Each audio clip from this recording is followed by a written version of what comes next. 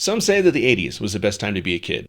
And aside from being a kid myself with terrible allergies to cigarette smoke that I couldn't escape even in the sacred hallowed ground of McDonald's, I fully agree. We had the best movies, we had the best video games, Pizza Hut was still good, and certainly not least of all, we had the best cartoons.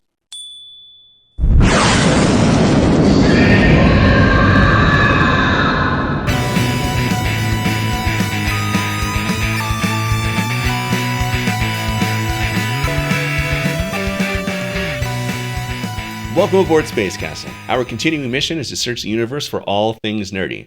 And it doesn't get much more nerdy than a fully grown man reminiscing about the animated shows he loved as a kid. My name is DT, and I'll be your captain on this journey through the raddest, the coolest, the most tubular 80s cartoon intros ever.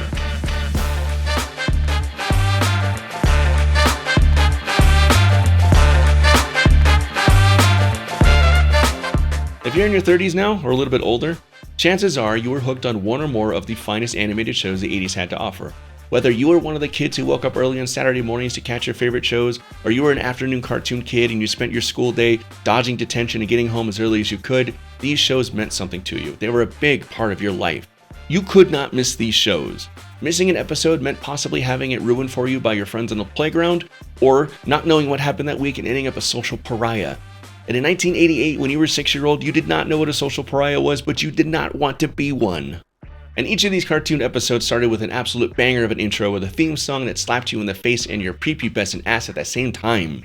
And I actually recently heard a rumor that if you start a YouTube video with a curse word in the first 30 seconds, you can get demonetized, and no, actually, we're in good shape.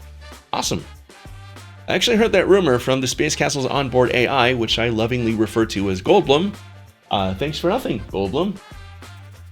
Yes, if we're allowed to swear this early in the video, then you can go yourself. Goldblum! You were so preoccupied with whether or not you could, you didn't stop to think if you should. And now the only trick is to actually get the video monetized.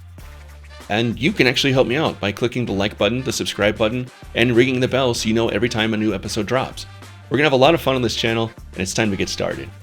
Now, if you were crafting an intro for a cartoon in the 80s, you knew it had to be lit. There was so much competition for the hearts and attention spans of kids in the 80s, and we were at an all-time saturation for TV shows designed to sell toys and sleeping bags and TV trays and lunchboxes and sexy adult Halloween costumes and even video games. Your cartoon intro had to be incredible. It had to make kids want to buy the merchandise before the episode even began, and as such, oftentimes more time, money, and effort were put into the intro for a show than the episodes of the show itself. And when you think about that, that actually kind of makes a lot of sense. Theoretically, the intro would be the one part of the show that would be recycled and replayed for years, and it could also become a key piece of the marketing campaign for the show, being featured in commercials and whatnot. And so oftentimes we get amazing Japanese anime-esque intros that look like this, and then oftentimes we'd get actual episodes of the show that look like this. And if you're not familiar with this one, it's okay. You're probably not familiar with Earth or even know it exists. This was called Teenage Mutant Ninja Turtles. It came out in 1987, and it was based on the comic books created by Kevin Eastman and Peter Laird. It would go on to be one of the largest pop culture phenomenons ever, and also one of the biggest drains on my parents' bank account. But it didn't matter to us that the intro looked twice as good as the episodes themselves, and it didn't really matter to us as kids that the turtles would often accidentally swap mask colors or voices. I got a feeling we're not in Kansas anymore, Uncle Toto! Because our adrenaline was still pumping from that intro and that banger of a theme song. Which still to this day is probably the best thing Chuck Lorre has ever done. The man has done some questionable things in his career, but he will always and forever be part of the team that helped pen the theme song for Teenage Mutant Ninja Turtles. I mean, just look at this intro. I didn't even know what the hell Donatello was writing at the time, but I knew I had to have one.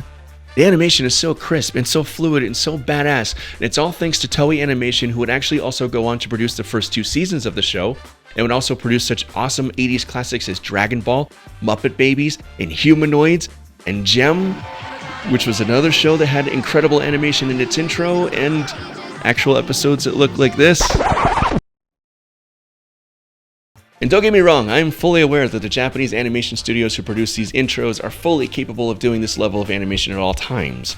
Over in Japan, where animation tends to be darker and more mature, and appeals to a broader audience besides 12-year-olds you're trying to sell action figures to, there's a much higher level of consistency between the intro for a show and the episodes themselves.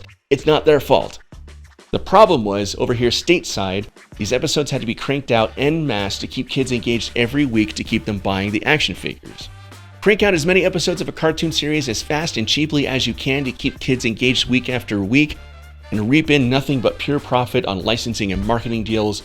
It was a brilliant business model, if not a little bit exploitative of impressionable young minds like mine, and our poor parents who were stressed out and just wanted to chill out with a new Coke and an episode of Quantum Leap and not be dragged to Toys R Us every Saturday because, holy f***ing shit, Donatello invented a skateboard that's fan-powered, and I just saw it in the cartoon, and I know it's at Toys R Us right now, and we have to go get it because I have to have it for my collection. Holy f***. Oh, yes. So are we allowed to f***ing swear now? No, Goldblum, we're not swearing in these episodes. I apologize. I'm sorry. I got overly excited, and it just slipped out. That's how all of this starts. Then later there's, and puss and shit, mother.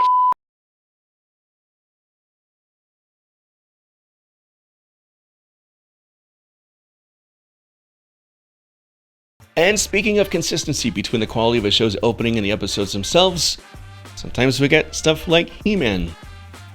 Which, I mean, don't get me wrong, I love me some He-Man. That's one of my favorite shows of all time, but in this intro, oftentimes the only thing that even moves is He-Man's mouth. But He-Man was also the epitome of a TV show created explicitly to move merchandise. I mean, the merchandise actually even existed before the TV series did. The original idea was to package in comic books with the action figures, so kids would read the comics, they'd get invested in the story, they'd want to tell more stories with their action figures, and they'd want to buy more action figures as a result. They decided to take it a step further, brilliantly, by creating the cartoon series to maximize that intended effect, and boy, howdy did it work. In its first year alone, He-Man and the Masters of the Universe grossed $38 million in merchandise sales. He-Man was outgrossing Barbie. That is crazy. That is insane. And He-Man was also produced by Filmation, an American animation studio, so even more corners kind of got cut. Instead of a flashy, dynamic, fluid Japanese animated intro, we kind of got what we got with an American-style animated intro, and large parts of the series were produced using a method called rotoscoping, wherein the animators would kind of sort of just trace over human models. Sometimes the rotoscoping would produce amazing, phenomenal looking results, and other times, I mean, not so much. But the show had an awesome catchphrase, and it had an amazing menagerie of heroes and villains that translated perfectly to action figures, so we ate it up. Really, in the 80s, there was no match for Japanese animation unless you were Disney. I mean, the intro to DuckTales is only marginally better than the episodes themselves because Disney does not mess around. Everything from Tailspin to Gummy Bears to Chip 'n Dale's Rescue Rangers is so wonderfully, richly, beautifully animated. And man, if you were a kid in the 80s and you were into Disney, between all the great feature films of that era and just a wide variety of really good cartoon series at the same time, you were eating. Getting back to Japanese animation, I think it's time to talk about the all-time best 80s cartoon intro. And I'm sorry, it's not Transformers. I love me some Transformers, don't get me wrong. Optimus Prime taught me just as many life lessons as my mom and dad, and that is not a slight against my mom and dad. But aside from this banging shot of the Autobots and Decepticons logos flying into frame, the Transformers intro is just kinda okay. No, friends, I'm talking about Thundercats.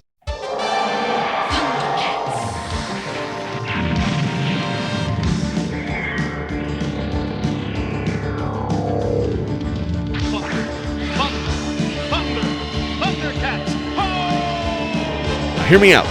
Hear me out. If you're not familiar, if you didn't watch the show in the 80s, here is a brief recap.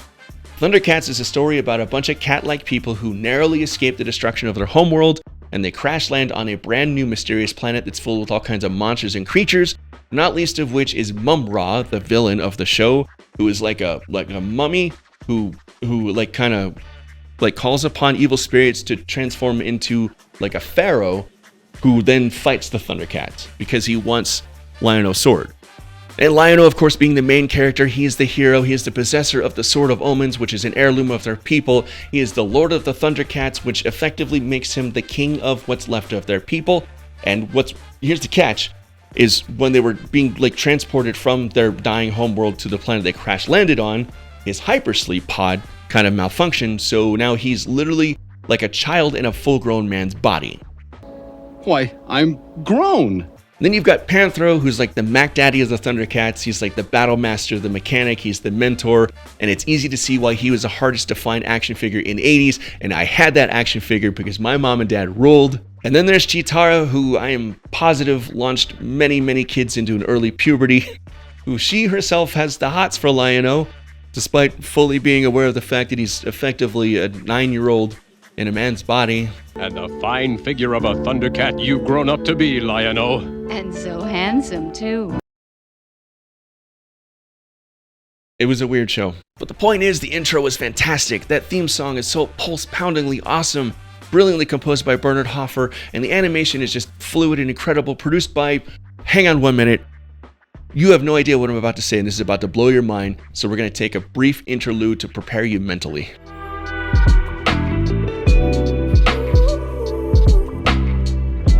Now, first off, you've got Sugiyuki Kubo, who is also the man responsible for creating the look and feel of the Thundercats themselves. He also actually created the look of Bilbo Baggins in the 1977 film adaptation of The Hobbit, also produced by Rankin Bass, so he already had a really good working relationship with the people who produced Thundercats. This madman also created the opening animated intro for Speed Racer. Like this sequence, this still blows my mind. This man would also go on to be the animation director for Bleach and Naruto, two of the most influential anime of all time.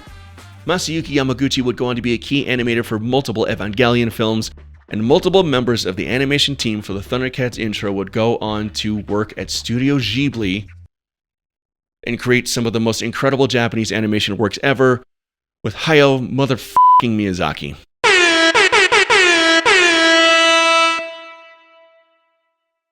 So like literally some of the best Japanese animators, nay, some of the best animators to have ever lived, had hands on this intro for this silly 80s cartoon that was designed to sell action figures to 4-year-old me. Just look at the incredible use of light and contrast. Look at the fluidity and detail of the animation. There is no reason why the mutants in this shot should be as detailed and animated as they are. Look at this blink and you'll miss moment of Tiger zipping back into the Thunder Tank and sharing a quick smile with Panthro. There is absolutely no reason there should be this much detail on all these mutants that Chitara is running by.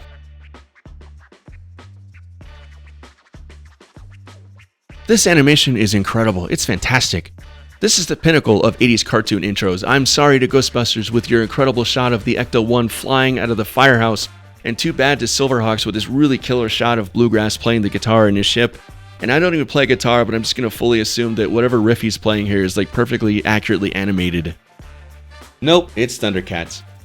The culmination of that theme song and those world-class animators just splashing their passions onto our TV screens, that sounded way less gross in my head. It just comes together in a distillation of everything I love about 80s cartoons in a way that I think topples even Teenage Mutant Ninja Turtles on its way to the top of the mountain.